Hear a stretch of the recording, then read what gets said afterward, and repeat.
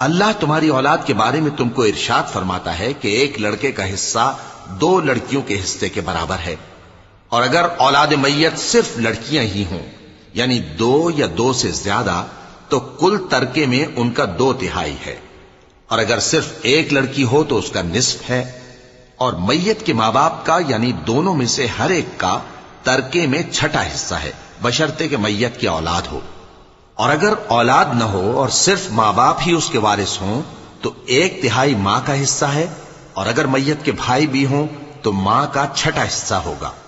اور یہ تقسیم ترکہ میت کی وصیت کی تعمیل کے بعد جو اس نے کی ہو یا قرض کے ادا ہونے کے بعد جو اس کے ذمے ہو عمل میں آئے گی۔ تم کو معلوم نہیں کہ تمہارے باپ دادوں اور بیٹوں اور پوتوں میں سے فائدے کے لحاظ سے کون تم سے زیادہ قریب ہے؟ یہ حصے